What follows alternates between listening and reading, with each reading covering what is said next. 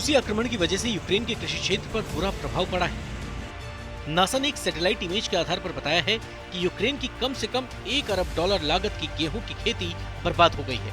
Space agency ने बताया कि यूक्रेन को ये नुकसान उन क्षेत्रों में हुआ जहां रूस ने कब्जा कर रखा है। खास तौर पर यह नुकसान तब हुआ है जब युद्ध की वजह से रूसी कब्जे वाले क्षेत्रों में फसलों की कटाई नहीं हो पाई और यूक्रेनी किसान उन क्षेत्रों तक नहीं पहुंच सके।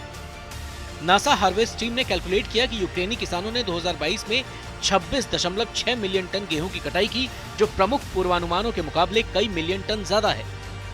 हार्वेस्ट टीम के मुताबिक पिछले साल यूक्रेन में रिकॉर्ड 33 मिलियन टन गेहूं की उपज हुई थी, लेकिन हालिया उपज पिछले 5 साल के एवरेज 27.9 मिलियन टन के करीब है।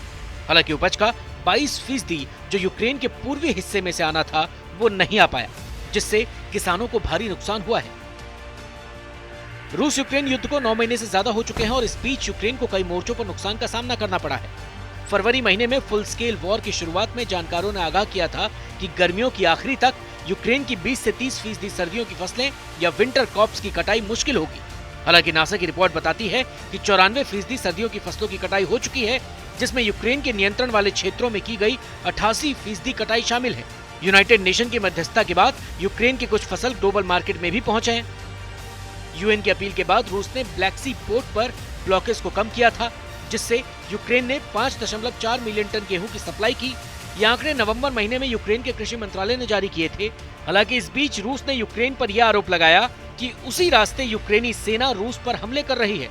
इस वजह से रूस ने इस रास्ते को बंद करने की भी धमकी दी थी। नासा अर्थ ऑब्जर्वेटरी की एक रिपोर्ट में बताया गया कि यूक्रेन को हुए नुकसान का फायदा रूस को हो सकता है।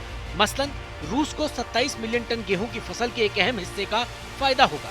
रिपोर्ट में बताया गया है कि 5.8 मिलियन टन गेहूं की कटाई जिस यूक्रेन क्षेत्र से नहीं की गई थी वो रूसी नियंत्रण में है और इस वजह से यूक्रेन को $1 अरब का भारी नुकसान होना तय है। जुलाई के मध्य में गेहूं की बड़े पैमाने पर कटाई की जाती। रिपोर्ट के मुताबिक डोव सैटेलाइट के माध्यम से नासा ने साप्ताहिक आधार पर 12 से 26 जुलाई के बीच इमेज कलेक्ट किए थे।